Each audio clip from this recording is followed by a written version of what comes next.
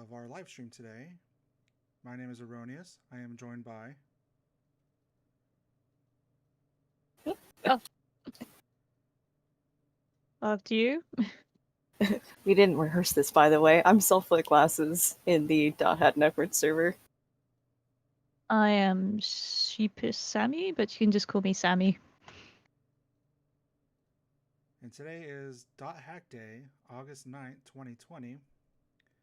And for this special edition today, we're going to be discussing our collections, various items out there for collecting, how to collect, and basically anything we find interesting and during our Hack collections. But I want to talk about the first subject, which is what is Hack? For those who don't know the series, it is a multimedia franchise that has mangas, novels, animes, video games, and an assortment of other things that make up the whole Too series. much. Right. And obviously, that builds a laundry list of things to collect for us collectors. It started as early as 2002, I believe. And Yes, I believe it was Yeah, 2002. JPWs. the most recent edition of the series was 2017, 3 years ago. But that didn't stop the merch from coming out almost every year afterwards.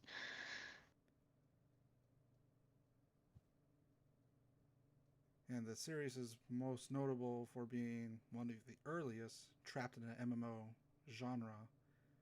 I understand most people consider it an isekai anime, but personally, that really didn't hit off until Tokyo arrived on scene. Yeah, with the whole physically being transported into a game. So that was a fun plot. Yep, lovely doubleware, which is now a very key part in the season 3, as we like to call it. Season 3 storyline. So from the very Notorious beginning, season 3. from the very beginning of the series, we've had people who fell unconscious and into comas, but their conscious was still trapped in the MMO. In the case of Tsukasa, and like you guys are talking about Tokyo, his body was physically trapped in the MMO, and so this genre, or the series in particular, kind of bounced back and forth on different topics, and so may have attracted many people with its subject matter, its lore, its environment. So let me go ask you guys, what brought you coming back to the Hack series? Let's see. What came... let's see. Coming back. Sorry, I'm just looking at my shelf right now. I did take a bit of a hiatus between IMOQ and GU, but I think what ended up bringing me back was just the sheer diversity in characters. I feel like when I think of .hack, that's the first thing I think of is just how insanely vast of a cast that they have between all 3 sets of games.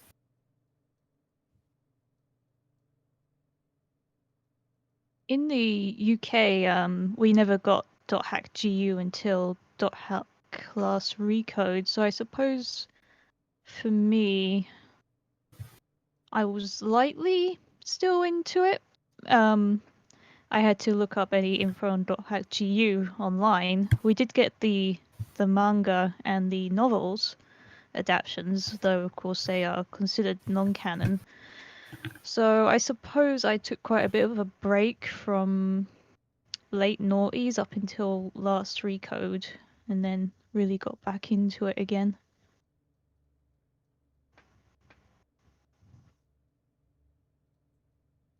For me, I picked up the series before it came out on RPG Fan. So that's when I first heard of the series, probably 2001. And so when Dothack Sign came out and the first Infection game came out, I was immediately hooked on it. And then there was that hiatus after Legend of Twilight when there was nothing and didn't look like there was going to be a continuation at the time. And then all of a sudden, CC2 announced a new game, but they didn't say it was .hack. I remember seeing this jigsaw puzzle thing on their website, but if you look closely at it, some of the designs kind of look like Kite, and so people suspected a new .hack game was coming, and then GU came out, and then the whole season 2 of .hack, which launched .hack Cell, Alcor, Roots, Trilogy, GU obviously, and the other versions of GU such as the manga and the novel. But then after season 2, there was another hiatus, and I would say that's when I stopped watching .hack because I wasn't expecting anything after that. And of course, we got season 3 with .hack Link, .hack Quantum, and .hack Versus, or Beyond the World, which is the anime it's attached to. But those were exclusively Japan for the most part, and so eventually we got Quantum, but that's pretty much all we got out of the bunch. And at that point, my focus on the series kind of just dwindled. Suppose I didn't elaborate when I got into the series. Oh dear. Well, I got into it in 2002 when I saw the trailer for it. I don't think we got it in the UK though until technically 2003. Trying to think. It's such a long time ago now. I mean, I got into it when I was a teenager and I'm 30 now.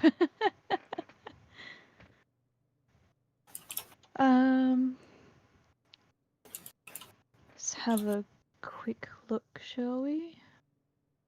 Because at least I know for us in North America, we had Adult Swim at the time. So I think, if I remember correctly, they ran the IMOQ ads during Sign, I think? Correct me if I'm wrong on that. I was like literally a baby. It was 2004 when it came to the UK. Wow. I think they had the anime on the UK's equivalent of Adult Swim, which was called Toonami. Sorry about that. Yeah, we also had Toonami. We just had our own our own flavor of it, so to speak. Yeah, I think everyone did. Yeah. I guess in terms of getting into .hack, I was how old was I in like 2003? I was like 7 or 8 or something like that. So it was actually my brother that got me into it because he picked up the game, and then he got really into the series during IMOQ as it was releasing. And me being the little sister that I am, I wanted to mimic my older brother in every way possible. So I also started playing the games at the time too. Were you playing the games, or were you just given the second unplugged controller to think you were playing? I wish I was given the second unplugged controller. I used to keep changing the background music and the background imagery almost every time I was playing. Oh yes, that's. It all looks like new. It's like, oh, what's this? Oh, what's this?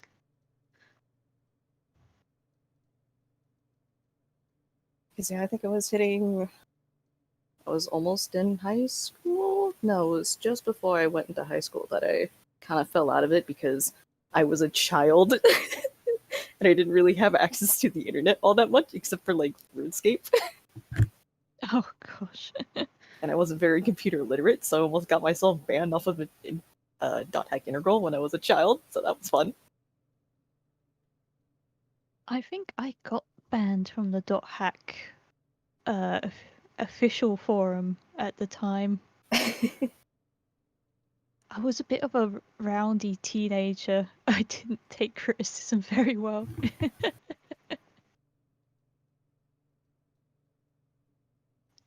But yeah, for the most part, I keep coming back to this series. I love the world building for it. It has extended so vastly, and I just really live for that sort of stuff. I love it when there's extreme world building in a series. That I can totally agree with, especially after I got my hands on the archive books, and then I was like, oh, there's so much more to this than what I originally thought. Wow, this is really interesting. Now I want to like try to translate everything. Like I want to know everything. Yes. Oh god, translating takes so long though. So the first thing that comes to mind about dothack would be, for me, immersion. Um, Most series beforehand, I don't recall the level of depth that dothack offered. The first episode of dothack Sign showed Tsukasa just sitting on the floor of a dungeon, looking at his hand and trying to pull the sap off from the force texture. And in those early episodes, there was a lot of world building, things that you wouldn't consider. I mean, at the time, what dothack or MMOs at the time were available that you could think of besides RuneScape, first thing comes to mind would be Ragnarok Online. Oh, Ragnarok Online. Yes, I remember that. And to see all these small little details, and especially when you pick up the books for the series, such as AI Busters, from their point of view, you get to see more details, more little bits and pieces here and there that help define the series, or in this case, the game they play, the world.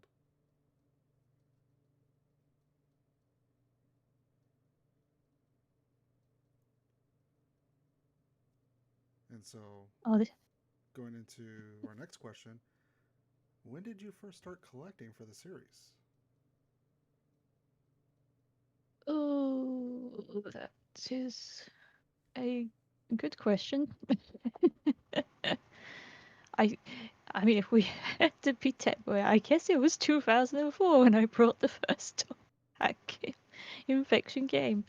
But in terms of serious collecting, probably last year actually. A lot of casual collection over the years, but in terms of just wanting to grab a lot of stuff, it probably started last year.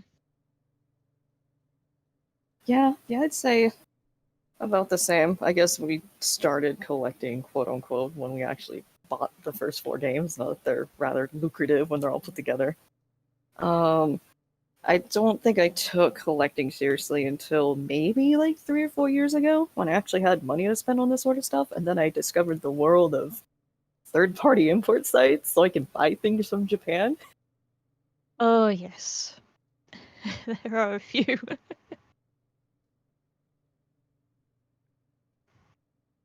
And then I did, well, I guess for the most part, when I got into GU, because I didn't have a working PS2 at the time, I was collecting the manga for most of the series because they weren't too difficult to pick up, but at the same time, it was more like, oh, you actually had to look for it. You couldn't really passively collect them, give or take. And at the time, I was attending a lot of bigger cons. I was going to Anime Expo almost every year at the time. So it was pretty easy for me to start picking up some of the novels and the manga as I was going along.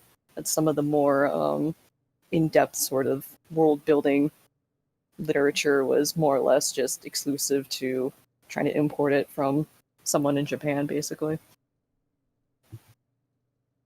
It wasn't too bad picking up the manga and novels here because there was a shop called Waterstones that quite often had the Tokyo Pop prints, and I'd often see them when I'd go shopping. But oh, there's a new .hack media. I'll just pick that up. Yeah, that's pretty much what we had because no store was ever going to get rid of Tokyo Pop. So every so often we would go. I think when I was in college, we had this. This was before Hastings closed. That was like one of the main sort of media tech reselling sort of, I don't want to call it a secondhand store because they had their own inventory, but they did sell secondhand items. And a lot of the older Tokyo Pop publications would slowly but surely end up over there, so I can just buy them at a decent price, but they would also be in relatively good condition, which made me very happy. I think that's where I purchased most of my manga, I would say. Just from like either Book Off or Hastings around here before it closed down.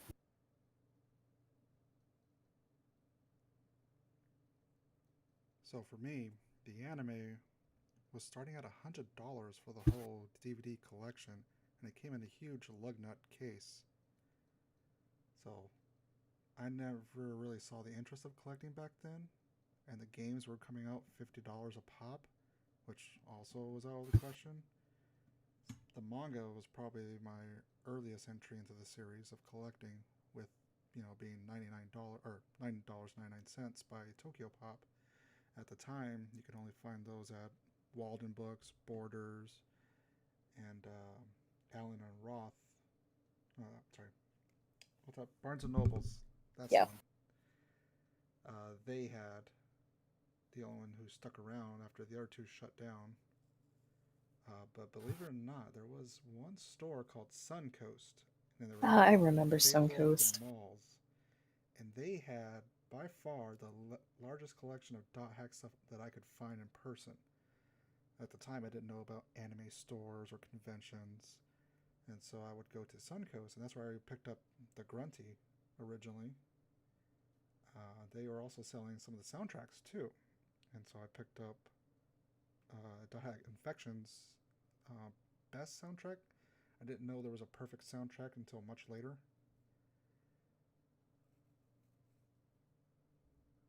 And then I would say my first convention I've ever gone to in my life was in 2004 at San Diego Comic Con, and I first laid eyes on import products such as Dot Hack Analysis and Dot Hack Legend of the Twilight in Japanese. So seeing those caught my interest, and then around 2009, I got somewhat little serious about collecting. So then I went back and got the games.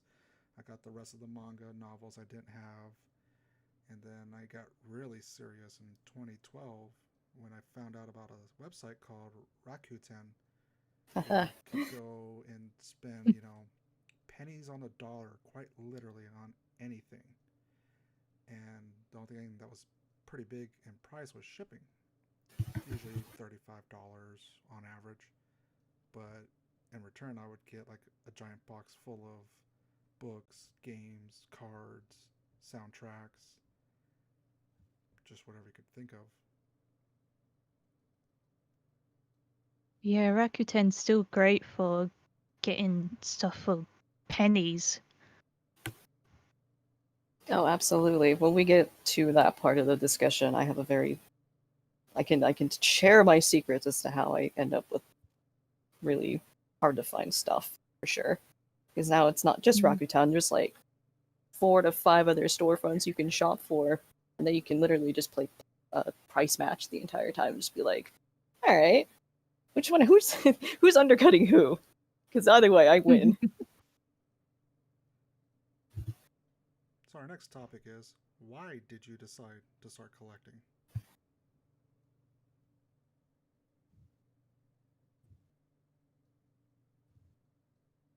I would say part of it is just the.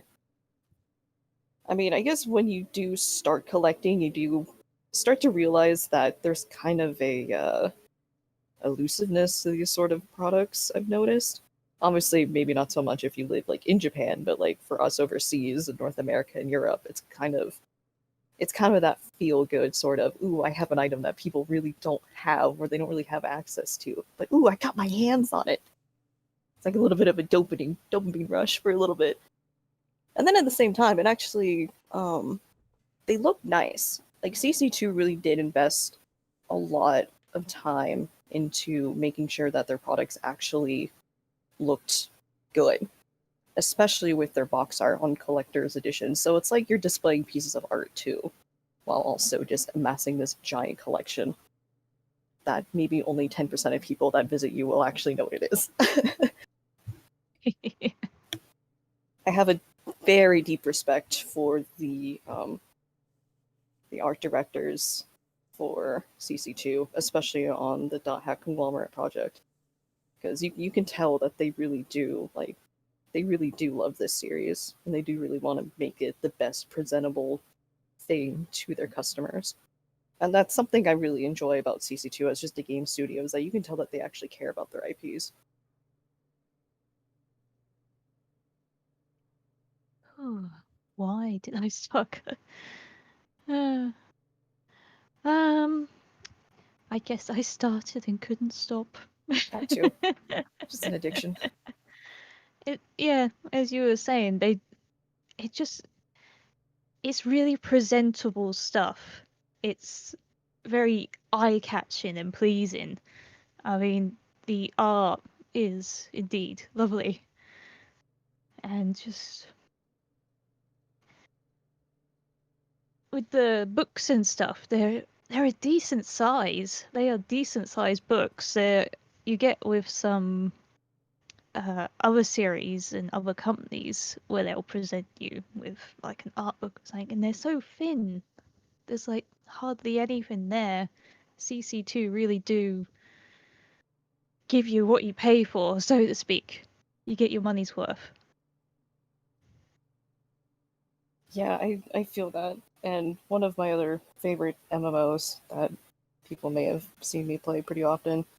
I'm not gonna throw ArenaNet under the bus because I love Guild Wars 2 so much, but like I will say a lot of their printed media is a lot of repeated concept art.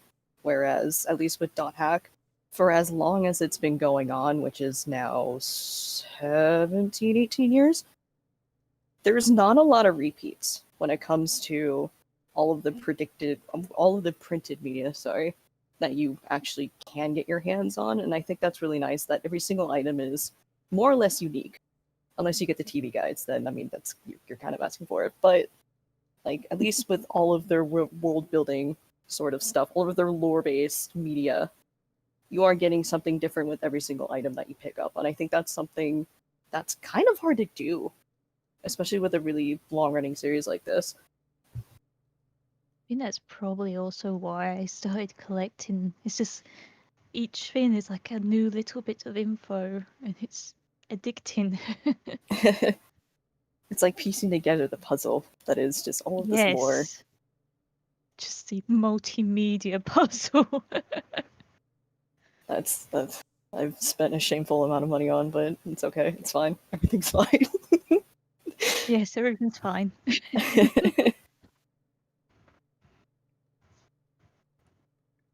I would say nostalgia and rarity were my two reasons for to keep collecting. For one, it was a time when there wasn't very many other options. I mean, there was no Sword Arts, Log Horizons, or not to summon another Demon Lord, um, Death March. I mean, I can go on. This was one of its kind for most people.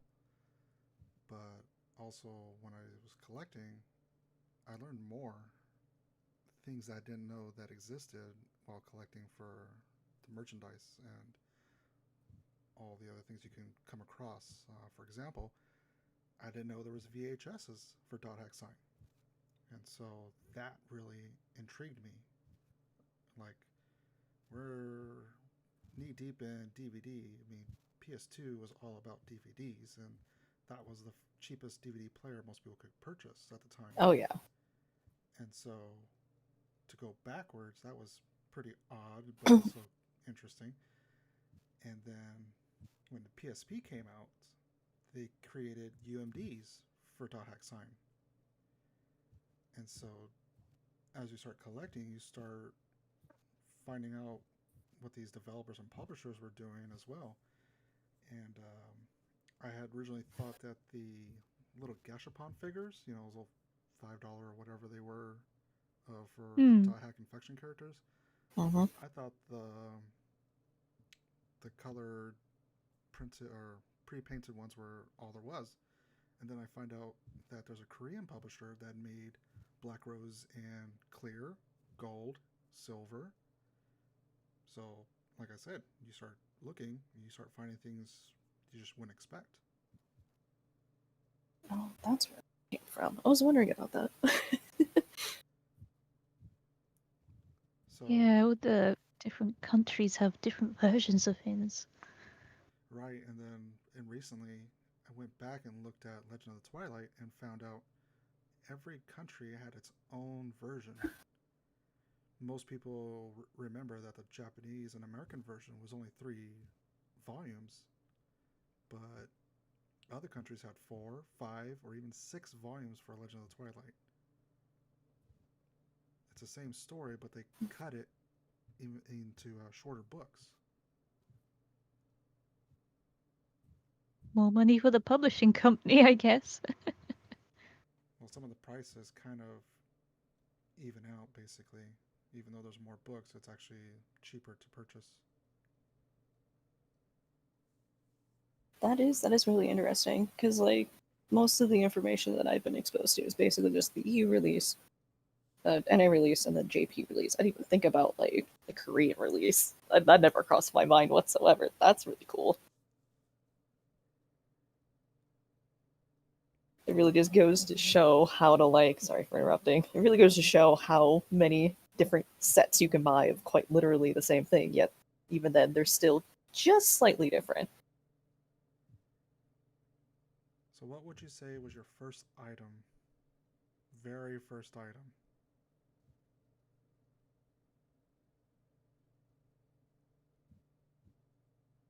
Got hack infection.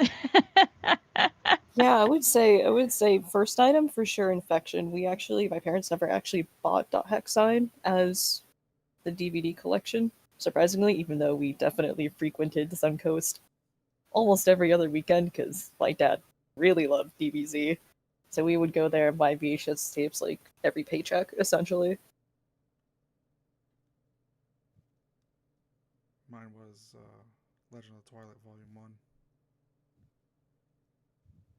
That's all I could If we had afford. to go with first item though that started the addiction, it would probably be .hack Archive 3.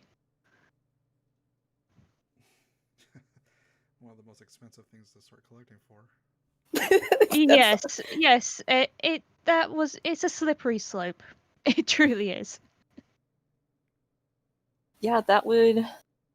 Actually, I did start with 03. I bought the IMOQ archives first before I got the GU ones. Of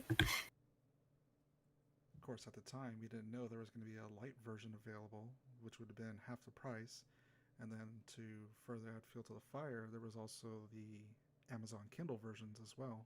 Right when they announced that, I was like, "Oh, cool, great." But at the same time, I'm definitely a. I prefer my hardcover copies, and CC2 goes all Yes. out on their hardcover copies. So I'm like, you know what? I'm paying for quality.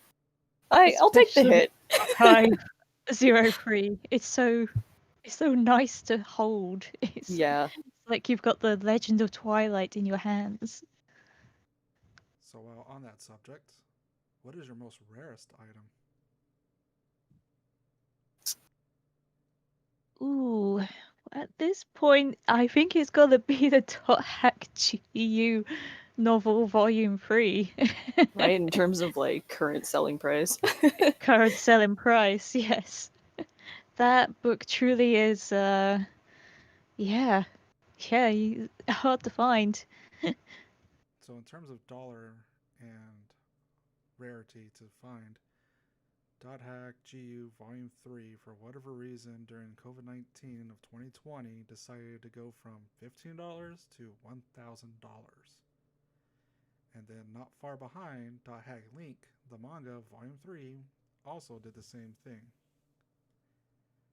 Unfortunately, for anyone who's interested in looking for those, I would strongly recommend you go to a thrift store or a local bookstore, like half price books, and trying to find it there. Do not buy that online. Oh, absolutely. Yeah, if you can find it online for, I say, about at max 15 quid in the UK, which is roughly about the same in dollars these days, then yeah, sure, risk it. But anything over that, no. Right? It's like, I promise you don't have to do that. I actually ended up finding my English version of .hack League Volume 3 at a convention. I need to find the name of the store, but there is a... Erroneous, you might be familiar with this particular seller, but they always have just this giant, massive collection of just older publications, and newer stuff, of course, because they have to bring in other people.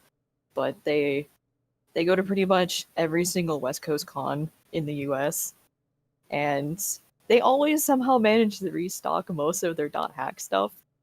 So if you're looking for printed novels and some of the more hard to find manga, I would recommend going to a convention. You'd be surprised at the amount of stock that some people have, for sure. What would you say is your rarest item, SLG? Let's see. Aside from the obvious picks of Link Volume 3, GU Novel Volume 3, Quarantine, I have a couple of answers, actually.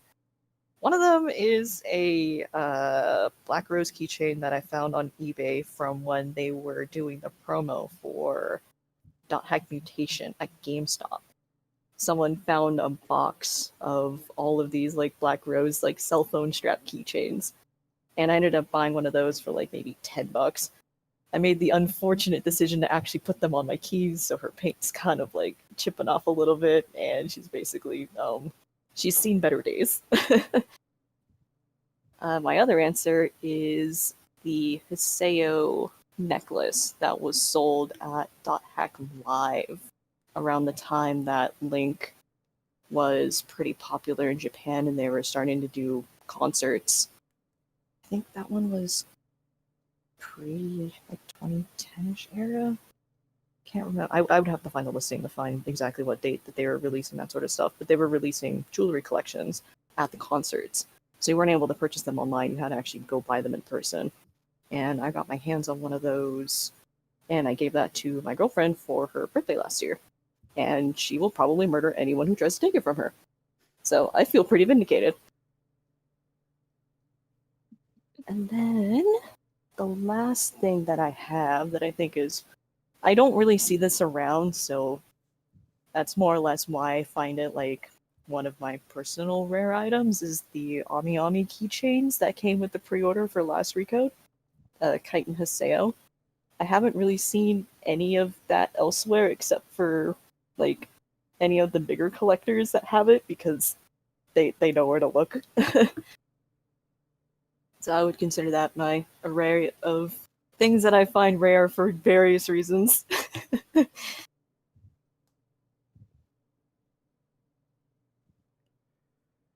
have three in particular that I can think of. My first one would be a while back, we had a member of the community who had 13 .hack enemy card game sheets that were not cut. Basically, they would cut them down into individual cards and add them into the booster packs and starter packs and ship them out. But these sheets, for some reason, weren't cut, and I've seen several of them ever since, such as one that has a bunch of Astral Princes on them, which in itself would be a ridiculous amount of money. But anyhow, so this community member donated the sheets to me. I kept one, and I gave out the rest through 3 different giveaways. Surprisingly enough, the first giveaway, I had 12 winners. Only half received the products. They didn't. The other 6 just never contacted me back. So the second giveaway I ran, once again, not everyone claimed their winnings. And so by the time the third one happened, all of them were finally issued out to all the winners. So that was a pretty interesting item to see for yourself and to put on your wall in a frame. Makes it even more glorious. But anyway, the second item just happened chance. I was going through a thrift store, going through their children book section, and lo and behold, I find a hardback copy of Legend of the Twilight Volume 3. For those who don't know, Legend of the Twilight manga only came out in paperback by Tokyo Pop. The only reason the hardback even exists is apparently these were issued out to libraries and schools. And so there was no direct purchase option, and I'm still unclear on how a school or library would obtain these things. Maybe perhaps Tokyo Pop just contacted schools for all I know. But anyway, so to have a hardback issue amongst my paperback issues feels really awesome, considering I can't think of any other manga or novel by dothack that was a hardback. And then the third item would be um, crap, I forgot what it was.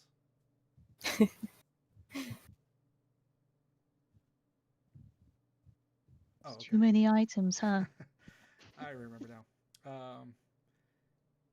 When dothack Fragment came out on the PS2, it had a pre-release copy, and then it had the main release. I have both the main release, which you can pick up on eBay for $15, but the pre-release copy, the only thing that's different with this one versus the original is it has a red stripe on the front cover on the bottom left, and the disc itself, instead of being green, is purple. But for the most part, the gameplay and everything else is pretty much the same.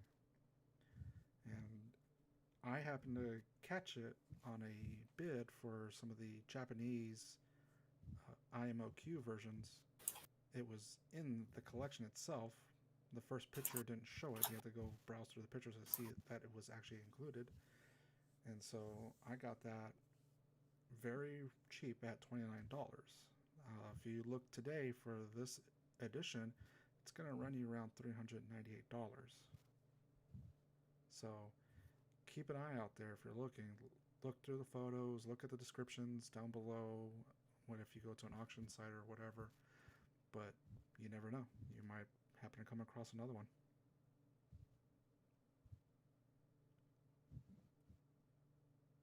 I suppose in terms of rarity that hasn't been inflated by COVID-19. um, Probably the dothack, the entire collection of the first season of dothacky. I've not really seen those anywhere else, and someone was selling quite cheaply the entire first lot of them, and no one else bid, so why not? Yeah, definitely some of the earlier publications is something I would eventually like to get through. Like right now, I'm mostly focusing on GU because that's just been like my main investment just lately. Because if anyone knows me, they will know I have a very large bias to a certain set of characters that I will not go into right now. It's obviously Pyros, right? Yeah, definitely PO, specifically the third one. Only Pyrus. Yeah, I actually do remember seeing a lot of like, for some reason there was like a year where a lot of people were reselling like specifically .hacky stuff, and I kind of feel bad for not jumping on that when I saw it because I'm like, oh, it'll end up circulating again. It's fine. It's fine. It's been like 3 years and I haven't seen it since. At some point, though, I do want to get into collecting all of the magazine publications. It's just right now, since we're in both like COVID era, so shipping is pretty hard to do to North America because we have a great running track record right now.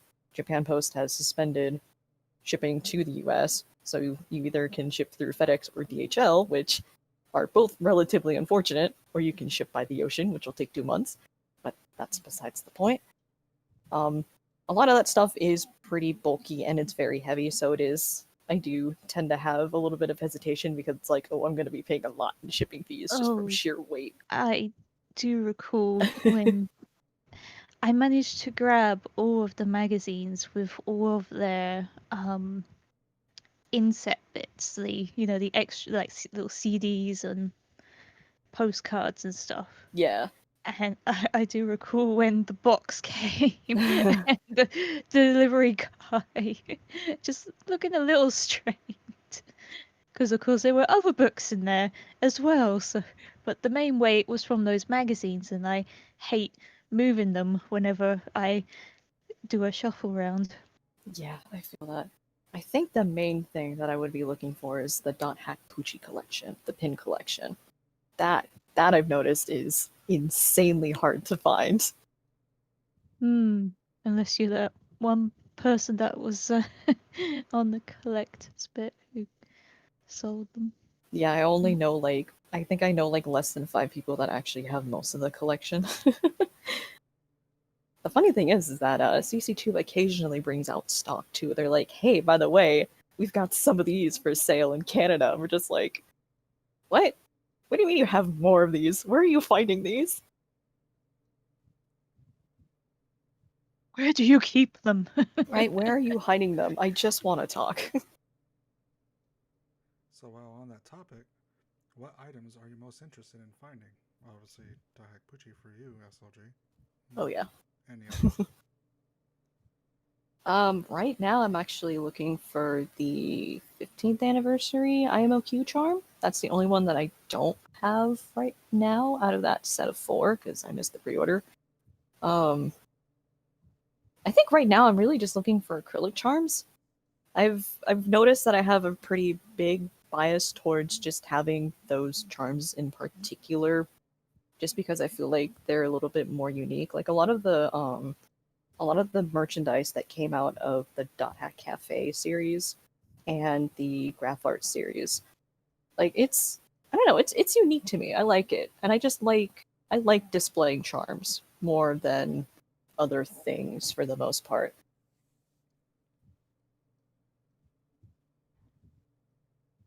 I want the Makoto plush of all things.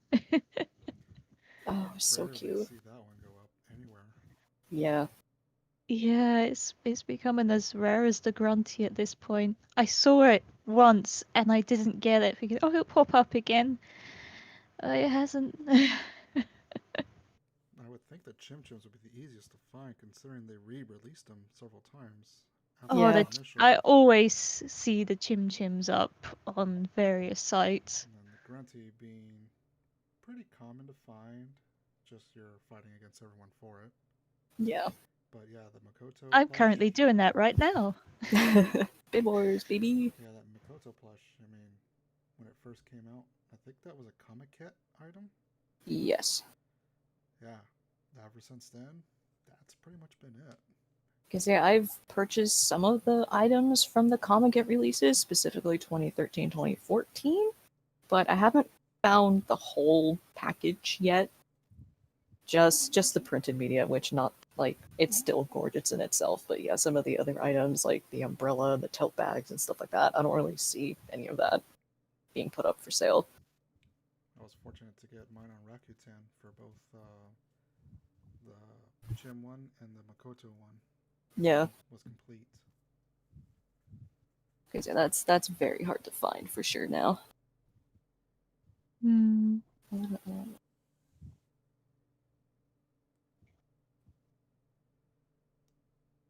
So for me, what I'm looking for particularly is pre-orders.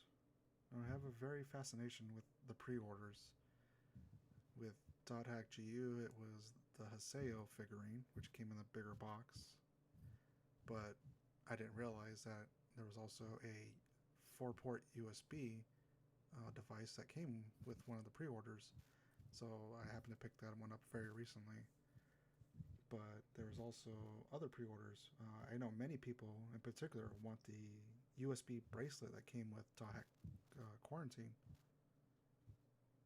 I had many people asking me what's on it, and turns out there were some wallpapers that were on the USB device. Ah. And of course, in Japan, dothack Mutation had the unpainted Black Rose little bust. But I think the most coveted item that most people, and myself included, would really be interested in finding is the dothack Infection pre-order bust that was supposed to be like Oh. lotteries that you had to submit to. But far as I know, they never shipped them out. They were probably lost at a warehouse by now, if that. But the only one that's ever shown happens to be the one that's at the CC2 headquarters on their display case. That is a really nice bust. They should just do a re-release. I kind of hope they do. Right? If like that's One 20th day they'll find a anniversary. warehouse and just this box and open up. All this .hack busts. But yeah, just to see one person with it on their shelf, that would bring a tear to my eye. No kidding. Trying to find anything from IMOQ era, especially for like limited releases. That might be one of the hardest things to find, honestly.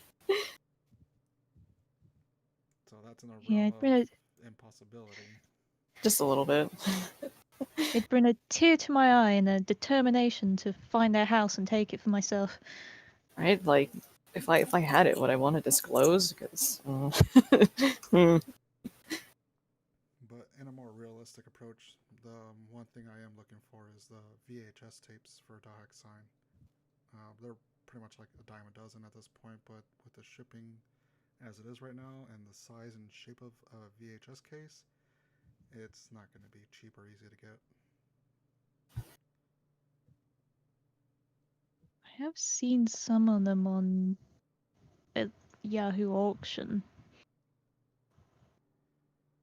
And so our last subject is, what advice would you give to new collectors? Don't.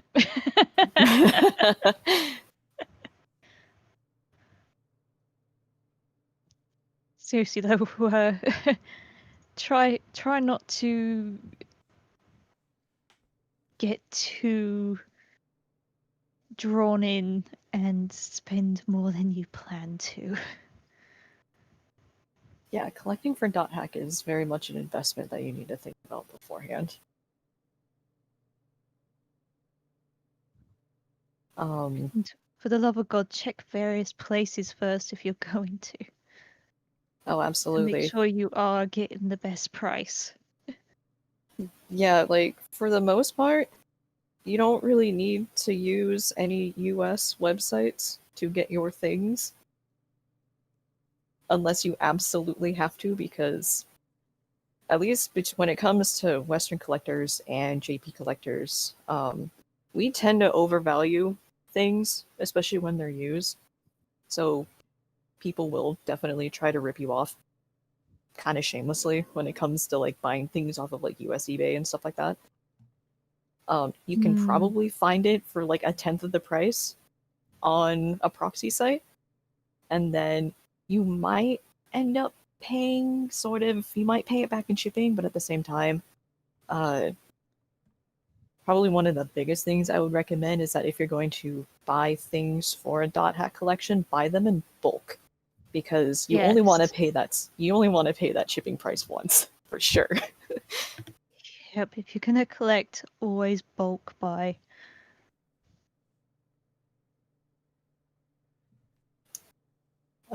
Another thing is get acquainted with different proxy sites, because the one I personally use is from Japan, and that has access to Rakuten's other site that I can't remember the name of right now, but it's kind of like a Macari flavored sort of reselling site. Audemars, Amazon JP, but CC2 does ship internationally through Amazon, so you don't even have to use a proxy site for that anymore. Yahoo Auctions, and Surugaya. There we go.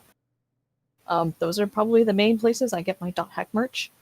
And then make a Buyee account so you can access Macari through Japan, for sure, because that's another place that you can get secondhand items.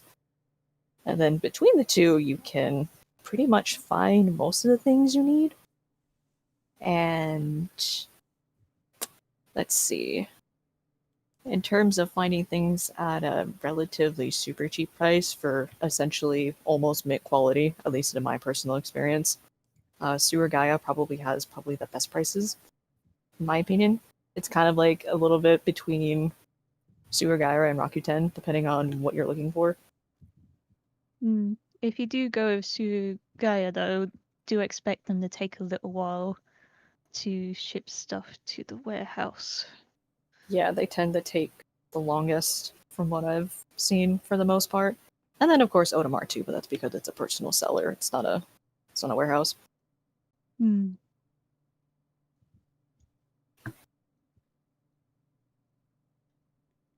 And then another thing, it is okay to wait for your products to come to the US or Europe or wherever you live. I promise you don't need it in 3 days. You can wait 2 weeks. It's okay. Save yourself the $10, $20 in extra shipping costs just to get it sooner. Yeah, shipping is where it'll get you. So I'm an American buyer, and for me, my recommendation would be if you use eBay, there is an option that has make offer. Try it out. Worst you have is they're going to tell you no, whether it's an automated message because you made an offer that's lower than what they want or looking for, direct message from the seller. But that's the worst that could happen is just no. Try it out. See what options they may have available. Um, Also, with that in mind, put items on your watch list. What people don't may not know about eBay is if you put something on your watch list and the seller does have an item that they're willing to give out at a lower price, you may get an automated email from eBay that says, get this item 5% off, 10% off.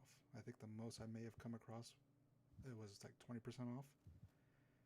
And so you can save yourself money that way. And when it comes to the price of the item and shipping, if you're bidding or buy it now options, weigh the options of if I pay a little more on the item and get free shipping, is it cheaper to me to buy the item and pay their fee of $20 for shipping? So measure your pros and cons with that. And if you're not comfortable with using eBay, I would recommend trying local stores such as secondhand stores, thrift stores, Goodwill stores, Salvation Army stores in your neighborhood or surrounding cities. You may happen to come across such as any of the mangas, the books, sometimes maybe the games, especially if you go to a local video game store. Finding dothack confection should be a breeze. You should easily find those at a local video game store for about $10. Some of the other ones, depending on if it's disc only or with the original case, might run you a little bit more. Um, for people who don't know, dothack Quarantine is the 5th highest priced PS2 game as of right now. So I would not expect to find that one relatively cheap unless someone doesn't know what they have on hand, such as maybe a swap meet. You could find some games there too. And the other option I would recommend people try is try apps that allow you to shop and trade with people directly, such as OfferUp. You can put your zip code in for your local area, search by description, and you may or may not come across something dothack related. Typically, when I look, it's typically a wall scroll or a video game, though. So if you're looking for dothack archives, you may not have any luck at all on OfferUp. You may have to resort to eBay or one of the Japanese auction sites.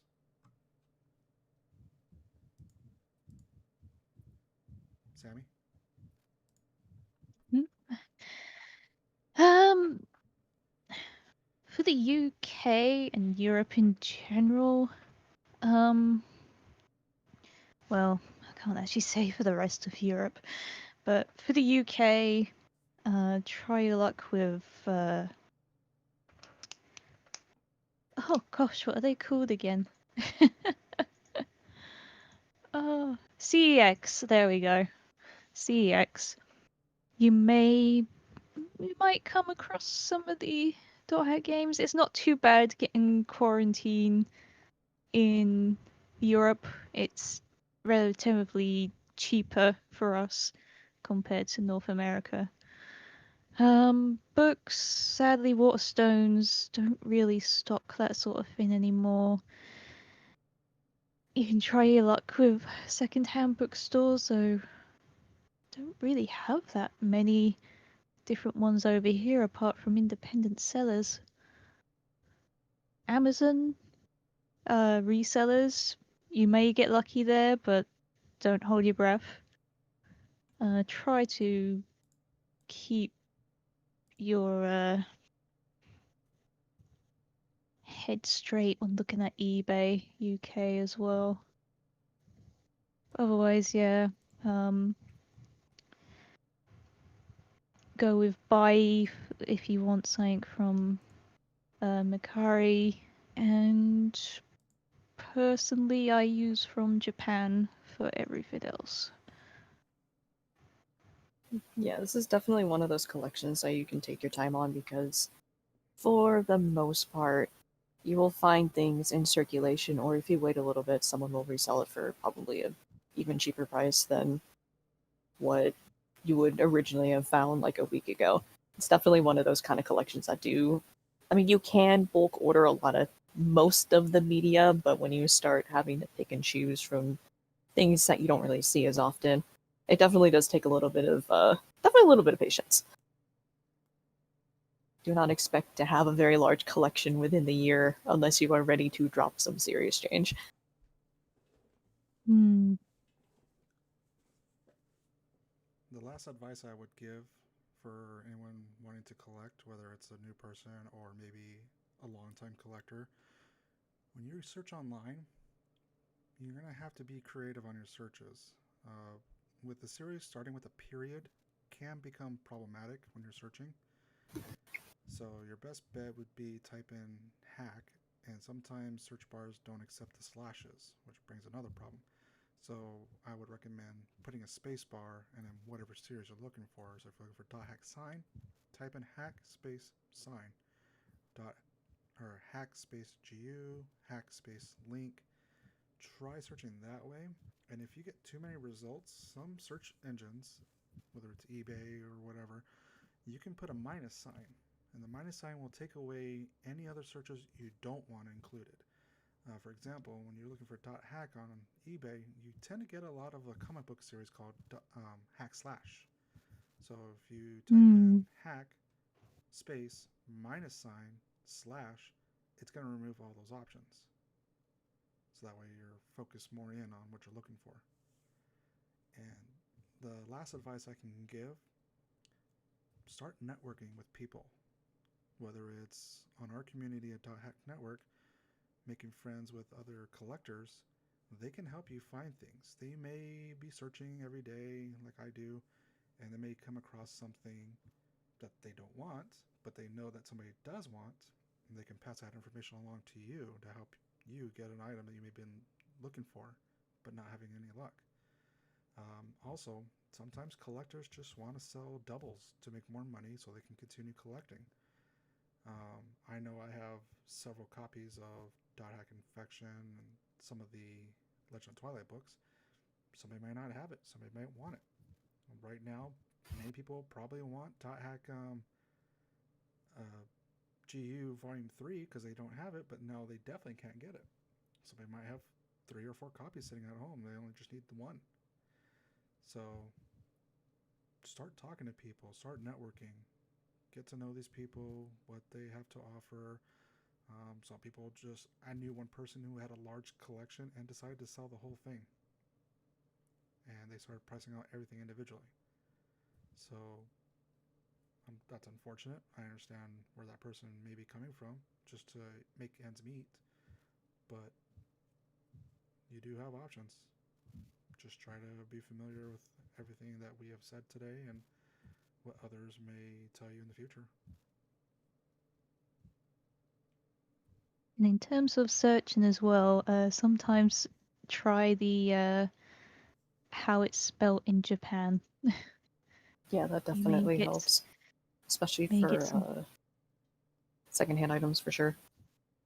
Mm-hmm. Well, we are about 60 minutes into this call. Do you guys have any last things to say? Honestly, yeah, if someone needs help trying to find something, I mean, you can reach me on Twitter, Tumblr, Discord. I can help as best I can. If anyone finds a Makoto plush, hit me up. If anyone's got cafe items, I might buy it off of you. We'll see. So, with that, thank you, Self-Lit Classes. Thank you, Sammy, for joining me in this call. And salutations.